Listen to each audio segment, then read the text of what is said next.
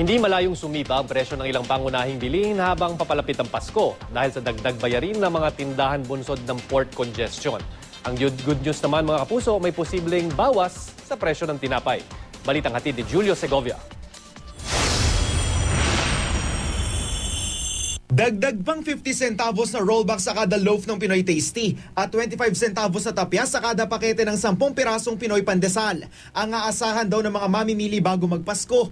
Ayon sa Department of Trade and Industry o DTI, handa ang mga panaderong magbawas ulit ng presyo kung matatapyasan pa ng 30 pesos ang kasalukuyang 730 pesos sa sako ng harinang Pinoy. Welcome ng panadero for as long as bumaba ang harinang Pinoy to 700 pesos. We want it to be decided upon before Christmas. Siniguro rin ng DTI, mananatili ang itinakdang suggested retail price o SRP sa Noche Buena items hanggang matapos ang holiday season.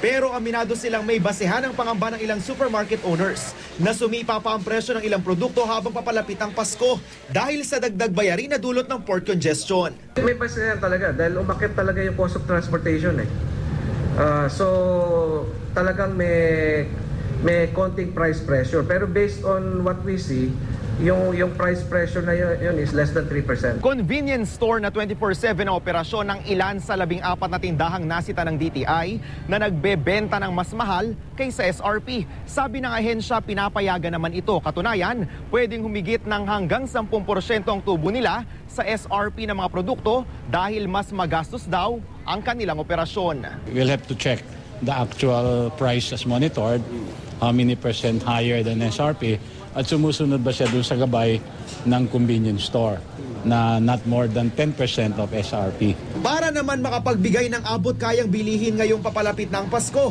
umarangkada muli ang diskwento caravan ng DTI. Hanggang 50% discount ang pwedeng makuha rito. Bukod sa mga pangunahing bilihin at kasangkapan sa bahay, may alok ding Christmas lights at fireworks. Napakamura ng mga bilihin, di ba? Sinong hindi bibili nito? Halos kalahati ang presyo. Nakakasave ka kasi bibili ka sa grocery. Iikot din ang diskwento caravan sa iba pang lungsod sa Metro Manila. Julio Segovia, GMA News.